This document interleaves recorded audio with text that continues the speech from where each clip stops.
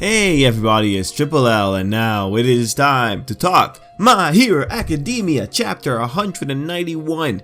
Also, the presentation for the video, you might notice it is a very simple screen. That is happening because some people did not like the animation, and also because I received another copyright strike last night. For a video from the very first half of 2018. Because of that, we're going to play extra low. We're going to keep it extra low so that they don't give me another copyright strike. But we're going to talk about this chapter. Guys, I'm not going to lie. I really enjoyed this chapter. I thought this chapter was pretty freaking amazing. I'm not going to lie. I probably hyped myself up to no end with this week of videos on the channel. With all the Todoroki videos. But when it comes to the Todoroki thing, you know, we had our predictions. I had my predictions. And what we ultimately got in the chapter, we didn't get any real confirmation. We just got more hints. Not really happy about that, but whatever. He needs to keep the story going. You know, I'm not spoiled. I can wait.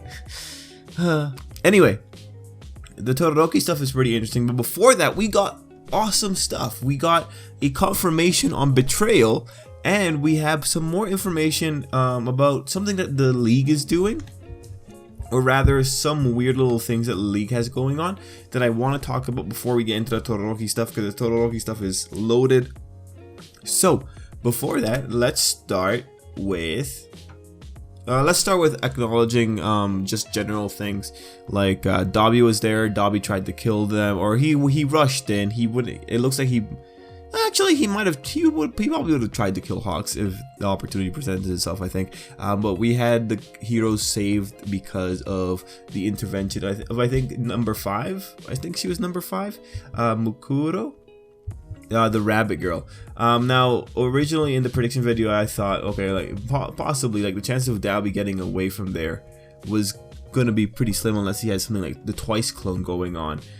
But the way that they had Dabi getting away, without a doubt, is a bit suspect, or it was unexpected, right? Because as Dabi says, there is someone named, where is he? I'm just looking through it again because I have the name listed down somewhere. Oh, Ujiko, well, how do we pronounce that? And they used the same splatter that All For One had initially used when he was dealing with the heroes in the Camino ward. Now this is really interesting, right? Because this is a quirk that we know for sure All For One had, and this is now like getting me a little bit suspicious. So this is the first part we're going to talk about, just what exactly is going on with the quirks that the League has at their disposal. This Ujiko person, who is it? Could it be the doctor that helps All For One? Maybe.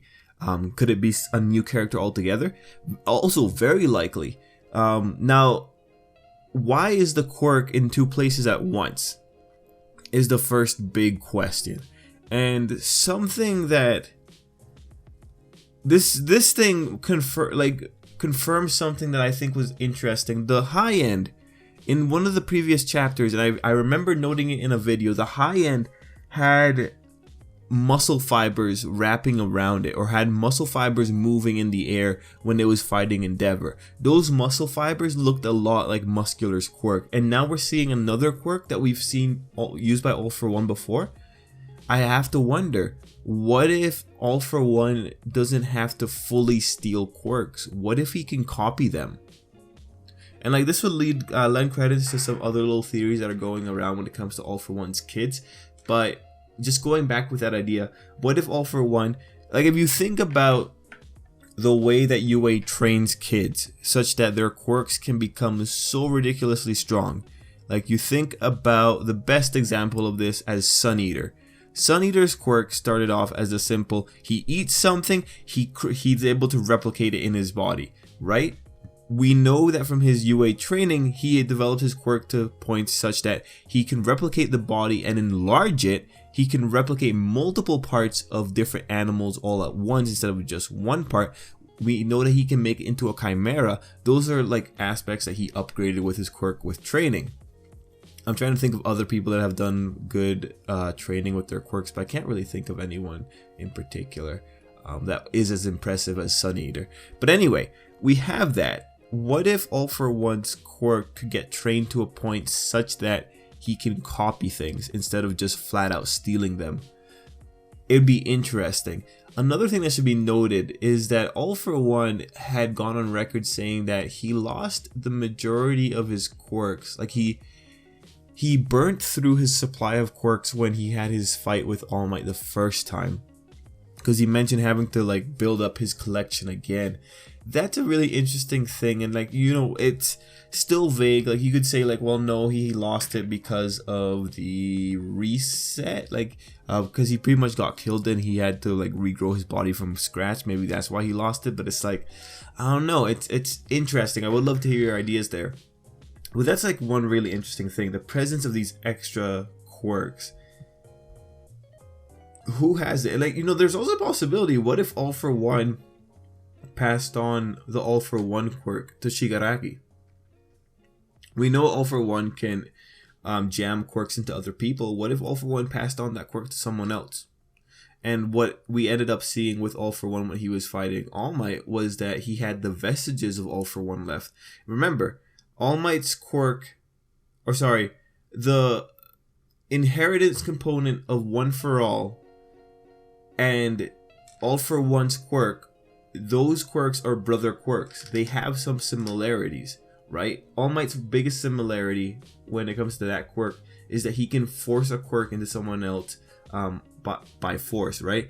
Wouldn't it be reasonable to expect that All For One's quirk has some kind of you know, has something in common with the other one, that being the whole transfer process?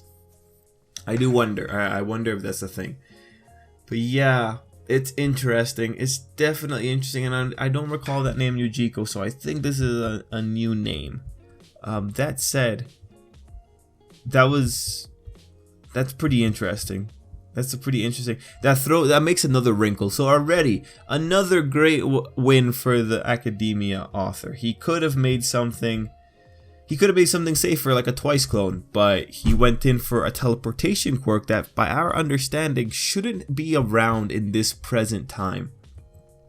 All right, moving into another topic of conversation, we're gonna move into Hawks. So you guys know, like when this thing started, one of the most suspect things is that high-end attacked Hawks and Endeavor when they were in a specific building on a specific floor having a specific meal. Actually, don't worry about the meal. That was interesting, right? And at the time, it made me think Hawks is being evil. And what the author ultimately does is a master play, right? Went another level. On a whole other level. I'm really happy though that we find out that he did in fact leak information to the villains. I do like that's what we got. That I'm really happy for that, because that justifies it. That tells you, why did the high end know where they were? Well, it's because Hawks actually gave away information. But you know, the little switcheroo at the end that he's actually a double agent who's making the ultimate sacrifice. Yeah, man, this is some pretty dirty play, and I feel really bad for Hawks in all this. Like, he's the one that's putting himself in the most danger. I still think this man's liable to get killed at some point here, but now he's also, like, we see that bit from the bureaucrats, and you see how they like look at him. They just have these flat eyes, and I feel bad for the guy. And what's more, like, they know what Hawks is about, and I think the most critical part here is that he's willing to ignore the victims of this situation. Like, he says the line, so you're telling me to just ignore all the victims that they'll create while like I'm trying to get into them? And they're like, yes. Like, this is kind of dark. Well, no, this isn't even kind of dark. I feel really bad for this guy. You have this also at those final pages, this topic of kind of guilt or craziness from guilt. And I do kind of feel for Hawks here. But now, you know, let's play the moral game a little bit, guys. Hawks here is technically doing the sacrifice of a few for the sake of many. You know, that's where we're going into when you read that line of ignoring the victims that get created from the situation. Potentially, like, so far, Hawks might not actually go down that route, because Endeavor and Hawks actually managed to save a lot of people. Hawks might try to save everyone and also infiltrate, but you know, just if they go down this route, you know, we're already dealing with a very unique kind of evil, an evil that comes out by weakness. And what I mean by that is, like, people who would say, I'm gonna sacrifice a few to save many, aren't exactly the most heroic, and you are actively sacrificing an innocent person because you have to do this other thing to save more people. You know, I'm gonna ask you, like, the moment that you sacrifice that innocent person, how much does that disqualify from the character? Now, if you have like an unideal setting, a setting where death is rampant and there's very little you can do about it, this type of methodology becomes way more acceptable, right? Because it's like there's very little that a person can do. But in the world of heroes, the world that All Might lives in, the world of potentially being able to save everyone if you try hard enough, you know, like this type of mentality, it could be judged more harshly. And the ultimate question I have here is, like, how bad of a person does this make Hawks if he's willing to let like little kids die in front of him if it means working with the villains, right? That's like the extreme of this issue that could pop up with Hawks. Now, all things considered, the ones that I really dislike are the bureaucrats, because they suck. I don't like them. They suck. They're terrible people. Just the cold stares that they have, it's bad. Anyway, moving on into the final little topic here. It's going to be Endeavor and Dabi. Right? So Endeavor doesn't really say much. But at this point, now we gotta start talking. Okay, are they actually related? What can we pull out from this? They've had a conversation. There's a few things that are interesting, but I don't know. I don't know what's going on. It's really hard to tell. I read this conversation and I see like, oh, I could justify this as being the conversation between strangers. But, you know, you end off the chapter with Dabi making a comment about Snatch, and it's like, well, he's referring to families, like, so what, how does this tie them? So pretty annoying that we have more hints towards something, but it's still not really anything I feel is conclusive. Now, with Dabi, before we get into it, I do want to just point out something, because at the end we have a drop of blood coming out of Dabi's face. But before that, when Dabi was saying something to Endeavor, check out this panel right here. You see how his skin's just ripping apart there, and you can see more of his muscle fiber underneath? That was pretty gross, but that was a pretty nice touch. Any hoosers, the beginning of the Endeavor Dabi's conversation didn't really offer much, I think, in the way of substance. Like, the real substance comes at the end when you have Dabi there looking out the pier, where he says, oh yes, Snatch, that guy. Okay, that's the first thing.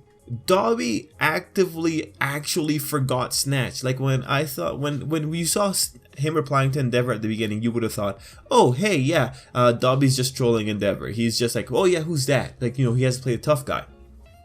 But then you come back to that end and it's like, legitimately, Dabi forgot Snatch, and then he has that tear of blood, right? What the heck does that mean? Does that mean he's repressing something? Is that tear of blood supposed to be a metaphor for like sadness? Then you have him going into the flashback of Snatch asking, have you never stopped to think about how their family feels?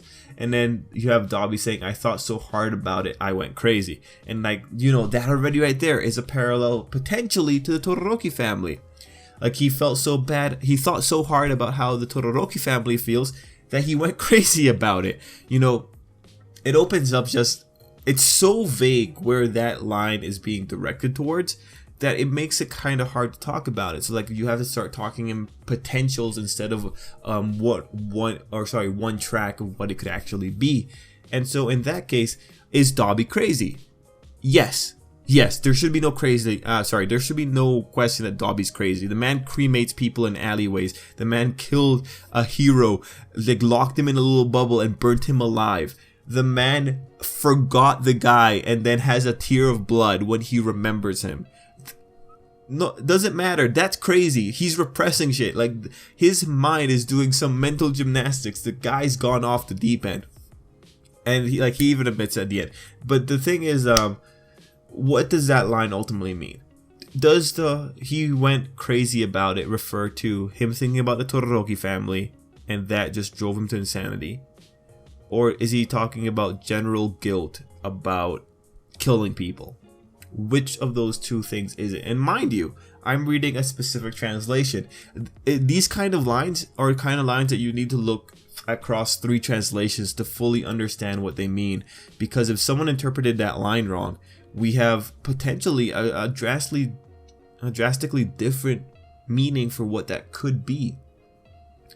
Anyway, I would love to hear what you guys think, because I might have missed something. But for Hero Academia this week, they did good. The author did good. This was good. This was cool, man. One last thing I want to say, you guys know, I don't think Dabi and Endeavor are related. And one of the things I'm going to put out there, Dabi comes in there. He's talking to Endeavor. Endeavor can barely see him, and he recognizes him. And it's oh, Dabi, the guy, the murderer. He doesn't say, oh, Dabi, the guy that looks like my kid, right? But then again, Dabi has so many facial modifications that wouldn't be that surprising if someone didn't recognize him. So things continue to be annoying. Any hoosers, guys, that's it for me. Awesome chapter of Hero Academia. I think this might be the last chapter of this particular arc, but we'll wait till next week. And if it is next week, expect a full arc review and we'll talk about it. But anyway, guys, that's it for me. Till next time, I hope you have an absolutely great day.